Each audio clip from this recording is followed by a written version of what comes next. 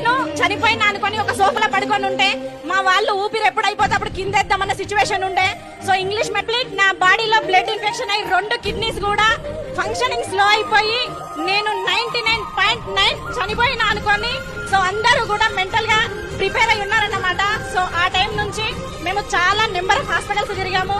ఒక 6 నెలల్లో 5 లక్షల రూపాయలు మేము పెట్టుకోవడం జరిగింది. సో ప్రతి కార్పొరేట్ హాస్పిటల్లో కూడా మమ్మల్ని 2 నెలల్లో డయాలసిస్ రమ్మని చెప్పారు.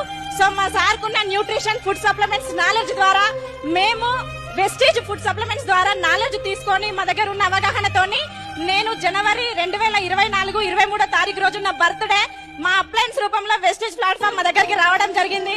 నా బర్త్డే రోజు వెస్టేజ్ ఫుడ్ సప్లిమెంట్స్ తోని నేను పునర్జన్మం పొందాను. బిఫోర్ వెస్టేజ్ నేను హాస్పిటల్లో 40 రకాల టాబ్లెట్స్ నేను వేసుకునేదండి.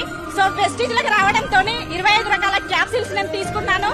సో 3 నెలలు జనవరి ఫిబ్రవరి మార్చ్ నేను వెస్టేజ్ ఫుడ్ సప్లిమెంట్స్ వాడడం స్టార్ట్ చేశాను. ఏదైతే 3 నెలలకి నన్ను డయాలసిస్ రమ్మని చెప్పారో అదే డాక్టర్ నా రిపోర్ట్స్ చూసి షాక్ అయ్యారు. నా సీరం క్రియాటిన్ లెవెల్స్ అనేది సో టైం లేదు, నా సీరం క్రియాటిన్ లెవెల్స్ అనేది 2.1 ఉండేది. సో 2.1 నుంచి వెస్టేజ్ ఫుడ్ సప్లిమెంట్స్ వాడడం ద్వారా నేను 1.0కి రావడం జరిగింది.